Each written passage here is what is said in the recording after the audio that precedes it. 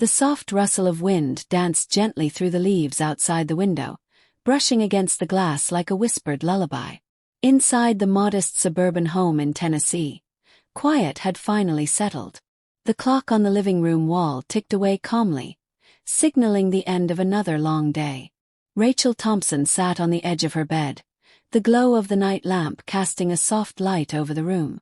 Her husband, Michael, was already lying down, his breathing steady and rhythmic.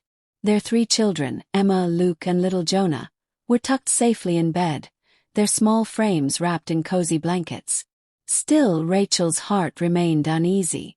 The world outside felt heavy lately.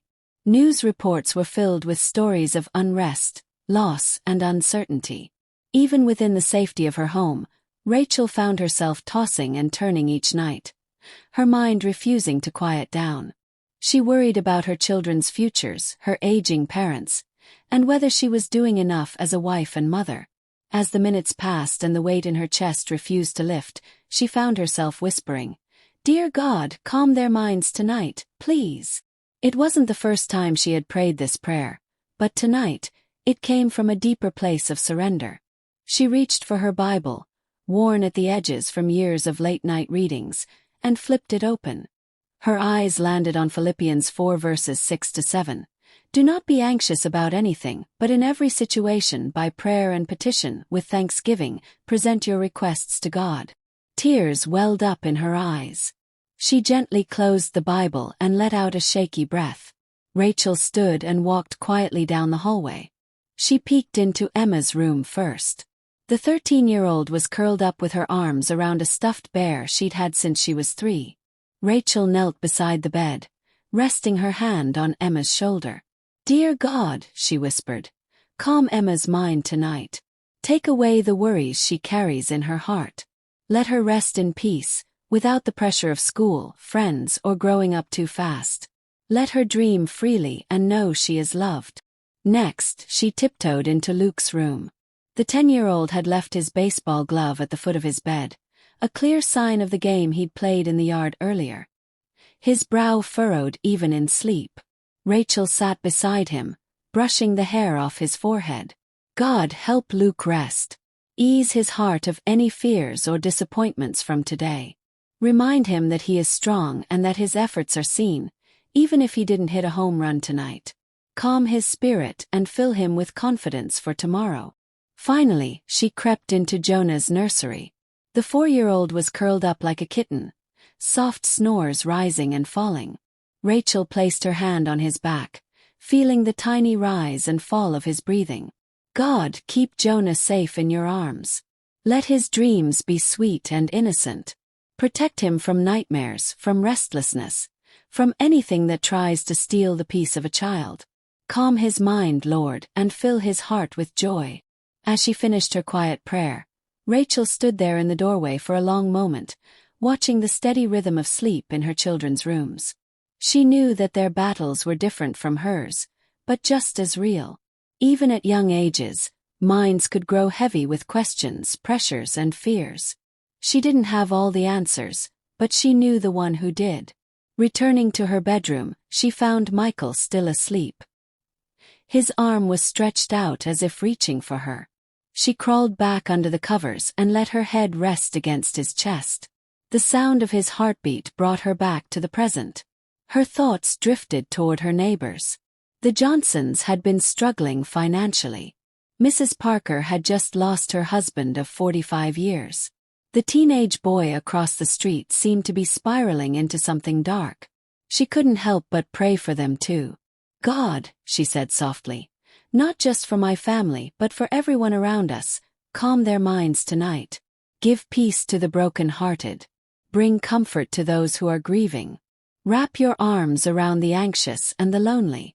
Quiet the noise that keeps them from sleep. Please, Lord, just bring peace. Her words hung in the air like incense, delicate and honest. In the middle of the night, Rachel found herself half awake again. She glanced at the window and saw the silhouette of a tree swaying gently. For the first time in weeks, she didn't feel the usual tightness in her chest. Her breathing was slower. Her mind was still. It was as if her prayer had unfolded a protective blanket over the house. Miles away, in a different town, a young woman named Sarah was pacing in her apartment. She had recently lost her job and didn't know how she'd make rent next month. Tears streamed down her face as she curled up on the floor, feeling utterly defeated. Then, almost instinctively, she whispered, "Dear God, I don't know if you're listening, but please calm my mind tonight." At the same moment, an older man named Thomas sat by the window of his nursing home room. He had just turned 83 and hadn't had a visitor in months. The world felt too quiet and too loud all at once. As the moonlight spilled through the window, he looked up and said, "God, I'm not asking for much, just help me sleep in peace tonight." And in a hospital bed, a nurse named Olivia stood over a premature baby who had been born just 2 days before. The mother, a young teenager, had run away. No one knew who the father was. The baby stirred in its sleep, and Olivia found herself whispering, "God, calm this child's heart. Calm mine too." Back in Tennessee, Rachel awoke just before dawn. The room was quiet. The air was still. But there was a sense of calm unlike anything she had felt in days. She got up and opened the curtains. Outside, the sky was just beginning to glow, a gentle pink hue stretching over the horizon. Birds were starting to chirp. She walked quietly to the kitchen and made a pot of coffee. As it brewed, she stood at the window and closed her eyes. "Thank you, Lord," she whispered. "Thank you for listening." That morning, Rachel gathered the children for breakfast. Michael was cheerful, reading the news on his phone. Emma hummed a song as she poured her cereal. Luke showed off a silly dance he made up in the hallway. Jonah chased the dog around the table, giggling uncontrollably. It wasn't a perfect morning. Milk spilled. The dog knocked over a shoe rack. Someone forgot their lunchbox. But there was laughter. There was lightness. There was peace. That night, as the sky darkened once again, Rachel knelt beside her bed. She didn't need to wait for stress or anxiety to build up before praying. She understood now that prayer was not just a desperate plea. It was a powerful act of love and surrender. "Dear God," she said, "thank you for calming our minds. Thank you for staying with us through the storms, even when we don't see it. Continue to cover our home with your peace. Help those out there who feel lost or alone. Let tonight be the night they feel your presence. And let your voice be louder than their fears." She climbed into bed, and this time, her head sank into the pillow without resistance. No more racing thoughts. No more worry spiraling out of control. In homes across the country, other voices whispered the same prayer in their own way. In their own words. Different cities, different lives. But the same deep longing. A desire for calm. For safety, for divine peace. And in that stillness, where the noise of the world fades into the background, a soft whisper answered back, "I am here."